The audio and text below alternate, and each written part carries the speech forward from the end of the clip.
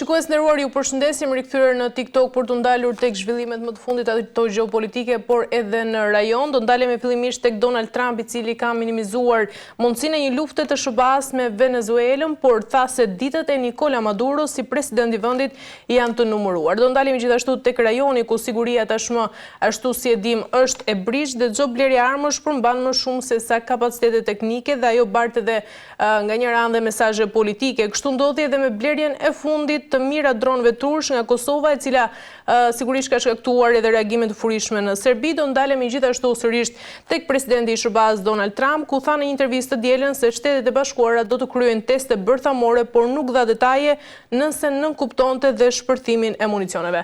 Fillimisht për të kaluar tek I ftuari I parë, ndiqemi insertin dhe rikthehemi. Donald Trump e ka minimizuar mundësinë e një lufte të SBA-s me Venezuelën, por tha se ditët e Nicola Maduro si president I vendit janë të numëruara. I pyetur nëse SBA do të shkonë në luftë kundër Venezuelës, presidenti amerikan tha se dyshoi, nuk mendoi kështu, por ata na kanë trajtuar shumë keq. Komentet e tij vijnë ndërsa SBA-t vazhdojnë të nisin sulme ndaj anijeve të dyshuara për kontrabandë droge në Karaibe. Administrata Trump thotë se sulmet janë të nevojshme për të ndalur rrjedhën e drogës në SBA. Trump hodhi poshtë sugjerimet se veprimi I SBA-s nuk kishte të bënte me ndalimin e narkotikëve, por synonte rrezimin e Maduros, një kundërshtar I gjatë I Trump, duke thënë se kishte të bënte me shumë gjëra. Të paktën 64 persona janë vrarë nga sulmet amerikane në Karaibe dhe pajisori lindor që nga fillimi I shtatorit. Duke folur nga rezidenca e tij në Mar-a-Lago në Florida, Trump tha se çdo varr që shihni është rrëzuar, vret 25.000 njerëz të varur nga droga dhe shkatron familjen në gjithë vendin ton. I pyetur nëse SBA-t po planifikonin ndonjë sulm tok, Trump refuzoi të përjashtonte këtë mundësi, duke thënë nuk do të isha I prirur të thosha se do ta bëja këtë. Nuk do t'ju them se çfarë do të bëj me Venezuelën, nëse do ta bëja apo jo. Mirë, kemi ndikur insertin dhe sot për diskutuar mbi këto zhvillime të tjera kam të ftuar ekspertin e marrëdhënieve ndërkombëtare, zotin Frymëzim Dauti. Zoti Dauti, ju përshëndes. Jo, faleminderit. Kënaqësi keni me mua sot. Zoti Dauti, për ta nisur me atë që dëgjuam së bashku në insert, pra Donald Trump ka mohuar mundësinë e një lufte me Venezuelën, por njëkohësisht ka theksuar, ashtu si e thamë edhe në fillim, se ditët e Nicola Maduros janë të numëruara. Pyetja lind se si duhet lexuar tashmë kjo deklaratë nga presidenti amerikan, dhe është kjo një mënyrë për të mbajtur edhe presionin politik pra mbi regjimin e Maduros, apo një paralajmërim nga ana tjetër për ndërhyrje indirekte të SBA-s në Venezuelë? Po kur flasin politikanët nuk duhet tu besojmë. Kuptohet që ai kur thot do desha që të ketë ndrim regjimi, ajo nuk mund të arrihet përveç se nëpërmjet luftës. Mirë po, në bazën republikane Trumpi nuk ka mbështetje për këtë luftë.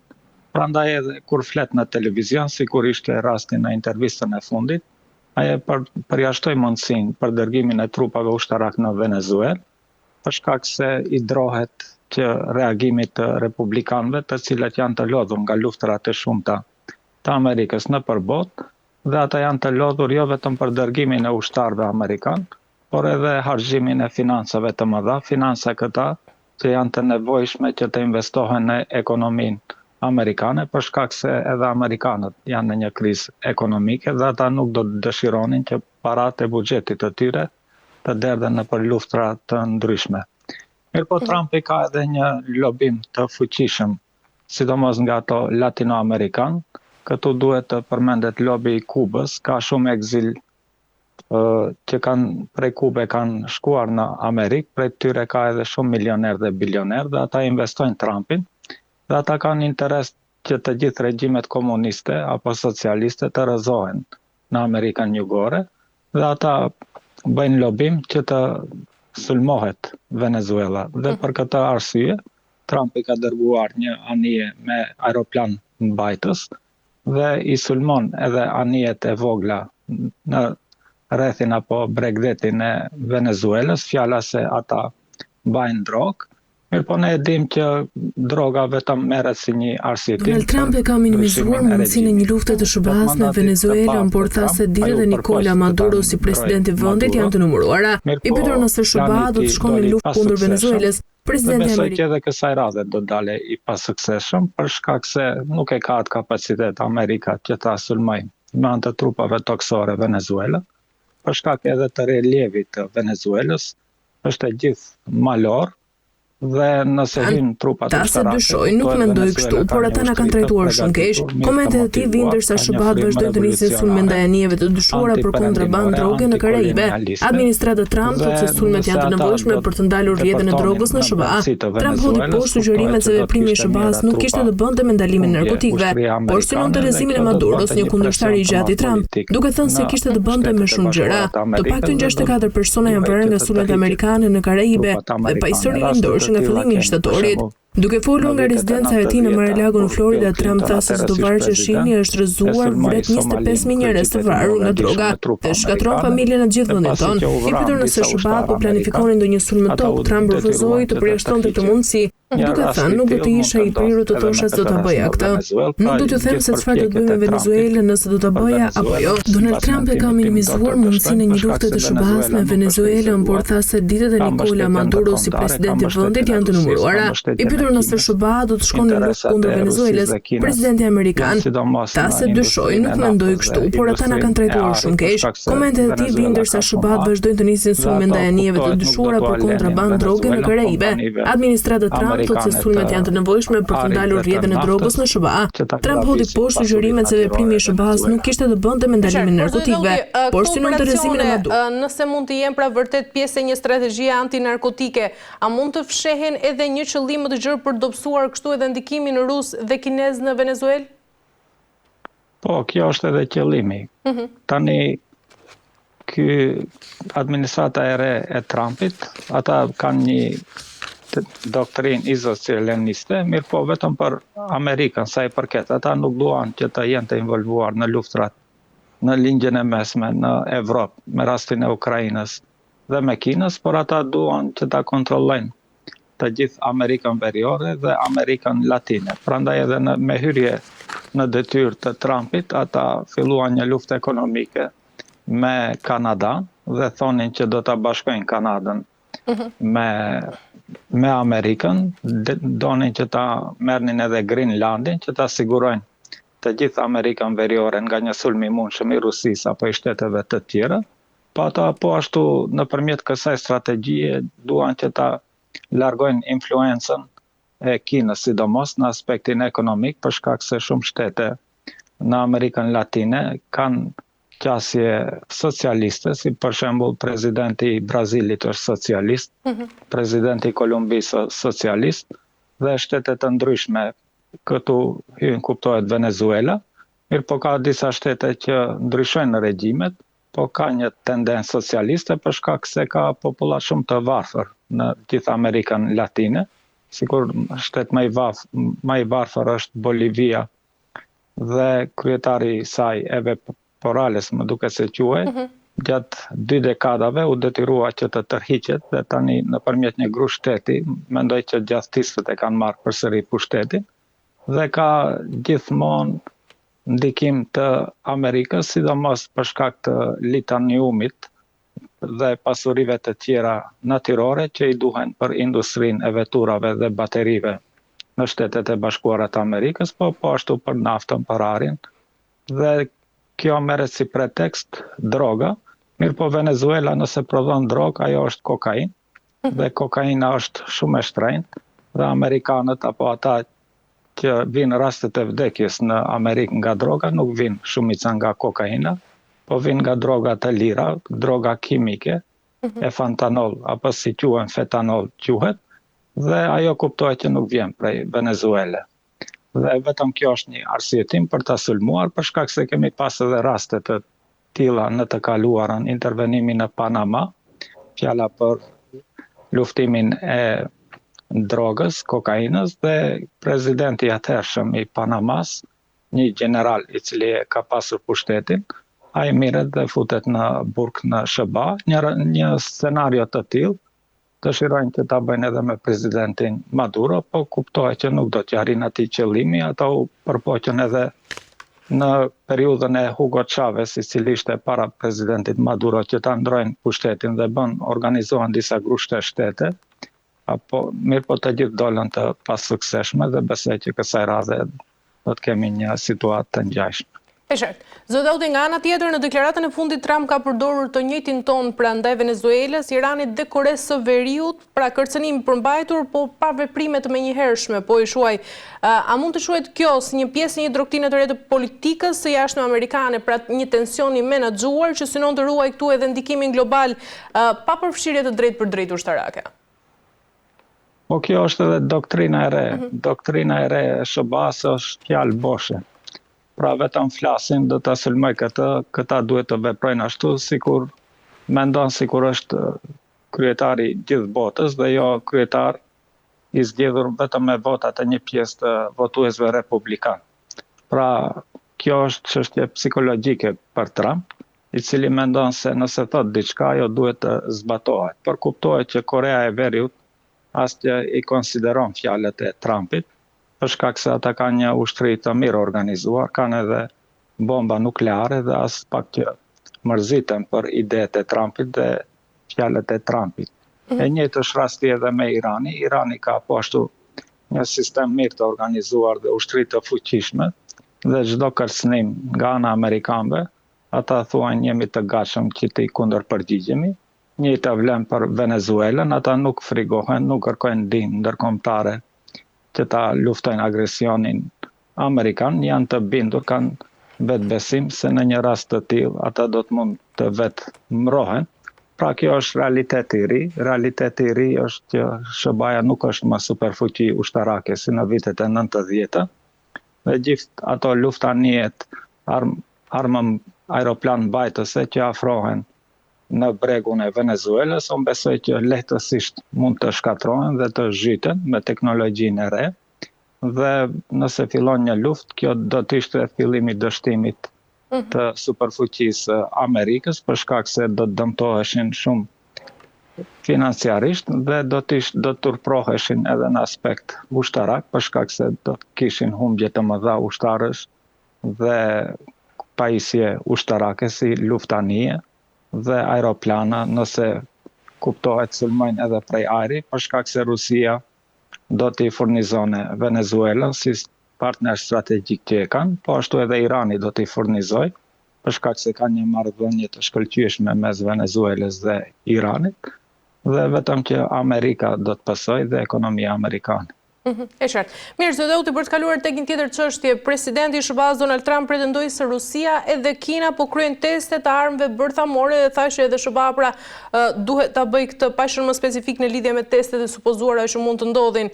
Pyetja është nëse a mund të konsiderohet tashmë kjo deklaratë si nisje e një gare të re bërthamore dhe ndërkaq cilat do të ishin pasojat që do të kishte kjo për arkitekturën e sigurisë globale që u ndërtua pas luftës së ftohtë.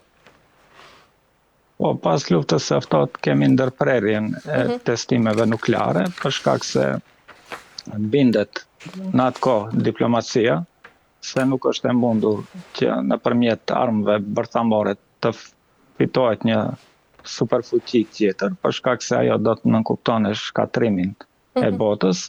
Dhe besoj që në intervistën e fundit që Trump e tha ne kemi arsenal nuklear sa që 150 herë të shkatrojmë botën. Pra ndoshta kanë 3.000-4.000 bomba atomike, që për ta shkatruar gjithë botën ndoshta do të mjaftonin 500 apo 100 bomba atomike për ta shkatruar civilizimin botëror. Në anën tjetër e kemi Rusinë, të cilët kanë ende më shumë bomba atomike, besoj mbi 6.000 bomba atomike. Ju e përmendet edhe Kina zyrtarisht thuhet që kanë mbi 500 bomba atomike, po ata vazhdojnë të prodhojnë të tjera, sidomos tani në periudhën e Trump, kur ndihen të kërcënuar nga një sulm i mundshëm me shtete proksi, pra duke i bashkuar Filipinën, Korenë Jugore, Tajvanin, Japoninë dhe ndoshta edhe duke e kërcënuar nëpërmjet Indisë, mund të ndodhë një sulm i tillë që me mbështetje amerikane të sulmohet edhe Kina, prandaj ata përgatiten dhe prodhojnë ende bomba nukleare.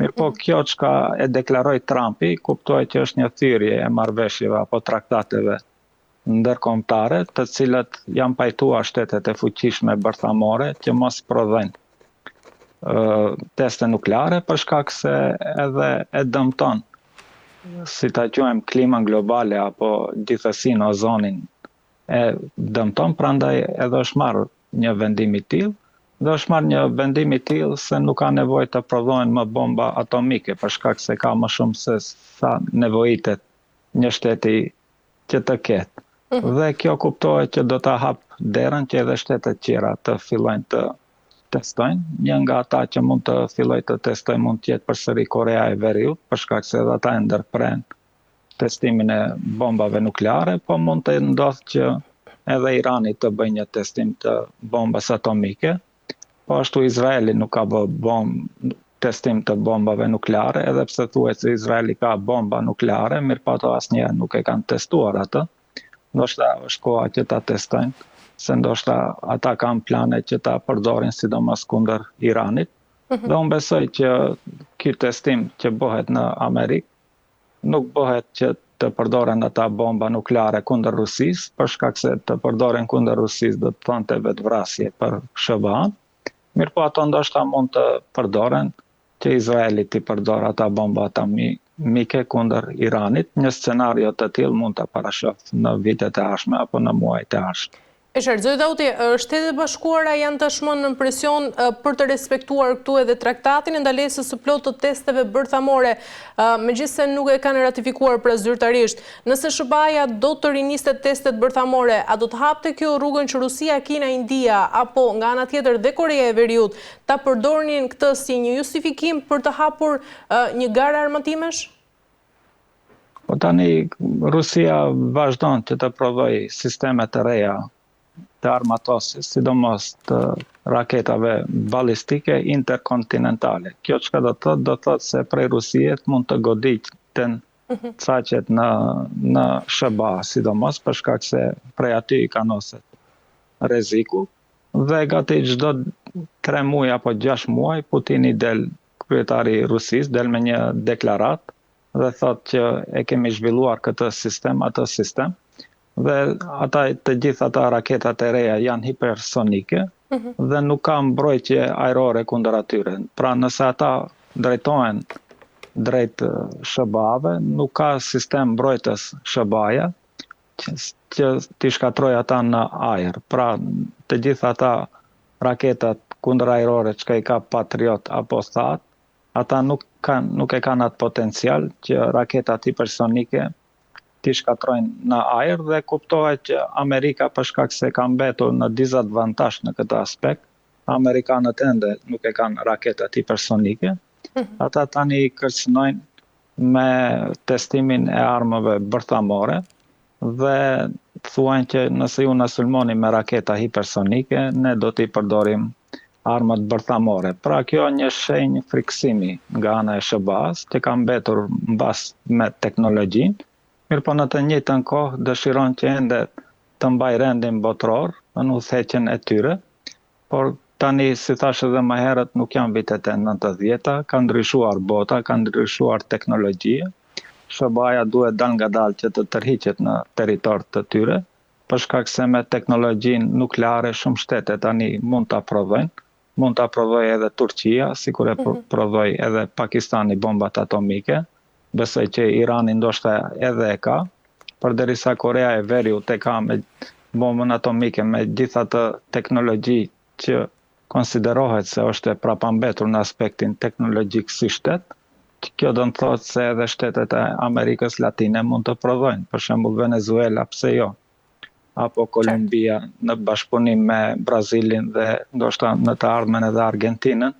Edhe ata mund të provojnë ndonjë bombë atomike dhe në atë aspekt Amerika do të ndihej e drejt për drejt e rrezikuar, sikur ndihej e rrezikuar kur në Kuba kishte raketa të cilat ndoshta edhe ishin raketa nukleare të stacionuar aty në kohën e Bashkimit Sovjetik dhe që solli në një krizë në mes SBA-s dhe Bashkimit Sovjetik dhe parafërsisht do të fillonte një luftë nukleare shkatrimtare për të gjithë botën në vitin 1962 në kohën e John Kennedys. E qartë, Dauti, mos ndoshta i gjithë kjo që po ndodh tashmë dhe deklaratat e presidentit amerikan Donald Trump pra tregojnë se po përballemi tashmë me një mospërputhje të qëllimshme mes retorikës politike dhe nga ana tjetër realitetit teknik.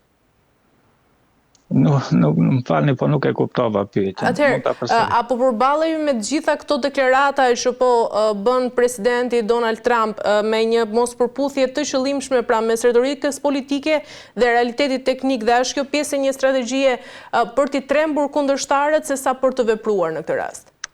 Po, pikërisht, kjo është një taktik për t'i trembur kundërshtarët, për shkak se teknologjikisht SBA nuk qëndron në pozitën që do dëshironte që të jetë, mirë po ata politikisht ende e ndjejnë veten si superior. Kjo kuptohet është pasojë e dominimit të botës së tyre mbas luftës së dytë botërore, mirë po edhe atëherës kishim një sistem multipolar në kuptimin se edhe Bashkimi Sovjetik dhe Kina ndoshta ishin të fuqishme, mirë po pas luftës së ftohtë, kur Bashkimi Sovjetik u dobësua apo u shpartallua, prej viteve 90, Amerika e konsideron veten, mund ta quajmë si polic i botës, dhe kjo në aspekt psikologjik e dëmton SBA-n, për shkak se ende dëshiron që ta mbajë atë pozitë dhe mendon se nëse i kërcënon kombet e tjera apo shtetet e tjera, do të arrijë në ndrim të regjimit. Tani jo që kemi vetëm që i kërcënohet Venezuelës që ta ndrojnë kryetarin e shtetit të tyre dhe regjimin e tyre, partinë që udhëheq atë shtet, ideologjinë socialiste bolivare të Venezuelës, ata po ashtu e kërcënojnë edhe Nigerin. Fjala se kemi diskriminim të minoritetit të krishterë, dhe kuptohet që edhe Nigeria edhe Venezuela janë të pasur me naftë. Pra qëllimi është të vidhet nafta nëpërmjet kompanive amerikane të energjisë, dhe nuk është qëllimi për drogën, sikur është çështja për Venezuelën, apo për të krishterët, sikur është në Nigeri. Çdo herë gjejnë ata ndonjë arsyetim, po arsyetimi i vërtet apo qëllimi i vërtet është grabitja e pasurive të shteteve të tjera, ashtu që të jenë të pasur dhe të mund ta dominojnë të gjithë botën. Ashtu sikur që i vjedhin në Shqipëri të mirat shoqërore, i vjedhin minierat dhe i kanë të gjithë kompanitë të perëndimit, dhe ju si konsumator të Shqipërisë, të gjithë mallrat që i bleni janë të prodhuar në perëndim, ashtu që e kontrollojnë ekonominë e Shqipërisë dhe politikanët e Shqipërisë, ashtu përpiqen që ta dominojnë botën, duke i kontrolluar ekonomitë e tyre dhe politikanët e tyre, por kjo besoj që është çështje së kaluarës dhe ka mbetur vetëm në aspekt psikologjik që të frikoj shtetet, mirë po ka shtetet të fuqishme dhe burgshtetas që nuk frigohen nga kërcënimet amerikane, dhe kjo është realiteti i ri i rendit të ri botëror. E qartë. Zoti Dauti, nga ana tjetër, Donald Trump ka thënë se vendet e tjera po testojnë nën tokë, pra ku askush nuk e di se çfarë ndodh, duke sugjeruar pra se SBA-ja duhet të ketë një përgjigje në mënyrë të barabartë sipas presidentit amerikan. A mund të jetë kjo retorike pjesës së strategjisë së Donald Trump për të treguar më shumë forcën e tij, apo nga ana tjetër një sinjal real për militarizimin e politikës amerikane? Po, tani ndodh që të ketë testime ndërtokë. Kush i bën ata testime ndërtokë? Korea e Veriut i bën ata testime ndërtokë, për shkak se ata shteti i tyre nuk është shumë i madh, nuk kanë shkretë të tjera, mirë po kanë male ku nuk janë të banueshme, dhe zakonisht ndërtokë bëhen testimet nukleare. Një rast të tillë mund ta konsiderojmë edhe Pakistanin, për shkak se dim që Pakistani është densisht i populluar. Pjesa kur është për të jetuar, besoj që kanë mbi 200 milion banor si shtet, dhe ata testojnë ato pjese ku janë malet dhe ku ka shumë pak banor, dhe testohet ndërtokë. Tani, para disa muajve kishte një supozim se edhe Irani ka bën një testim nuklear ndërtokë, por arsye se në një rajon dikund u parapase apo u dëshmua se kishte një tërmet dikund 5 gradë Richterit quhen ata, dhe besohet që kur bëhet testime nukleare, ndihet sikur ka pasur një tërmet. Tani ishte ajo një tërmet në Iran, se atje është një zonë e tërmeteve dhe ka shpesh, apo ishte një testim nuklear, këtë nuk dihet. Mirë po, kjo është realiteti, dhe nuk janë të gjithë shtete si Rusia, që ka gjitha territor dhe mund të lirshëm të testoj bombat atomike në të hapur, apo SBA-ja që ka edhe Alaskën edhe Teksasin si shtete shumë të mëdha dhe mund t'i testoj bombat atomike, po ata i kanë edhe oqeanet e tyre. ku mund të testohen në oqean. Në rastin e Iranit, ata nëse testojnë, nuk është se mund të dalin në të hapur dhe ta testojnë bombën atomike. Pra shumë geografia ka shumë ndikim se si do të testohen, mirë po kuptohet që vetëm e përsëri, kjo dëshmon që SBA-ja ndihet e rrezikuar, ndihet e frikësuar, përderisa flet për testime nukleare, për shkak se nëse bëhet luftë, sidomos në rastin e Ukrainës dhe Rusisë, ajo do të ishte një luftë nëpërmjet aeroplanëve ushtarak, nëpërmjet dronëve, këmbësorisë, artillerisë, dhe vetëm në atë mund të shiqonin forcat e vërteta ushtarake se kush mund të fitojë, Evropa apo NATO-ja apo Rusia. Mirëpo nëse vjen në përdorimin e bombave atomike, atëherë kuptohet që nuk do të ketë fitues, të gjithë ne do të jemi humbës, për shkak se do të nënkuptonte shkatrimin e civilizimit botror, dhe nuk e dim se çfarë të pasojash të vështira do të kishte, e dim që do të nënkuptonte shkatrim për të gjithë ne. E qartë. Mirë, zoti Dauti, kemi arritur në fund, ju falenderoj shumë për gjitha informacionet. Ju faleminderit edhe ju. Faleminderit shumë, kënaqësi. Mirë, të nderuar televizionistë, ishim me ekspertin e marrëdhënieve ndërkombëtare, zotin Frymëzim Dauti, ku ndalem tek Venezuela dhe më pas në pjesën e dytë tek rinisjen e testeve bërthamore nga ana e SBA-s. Po mbyllim këtu këtë pjesë.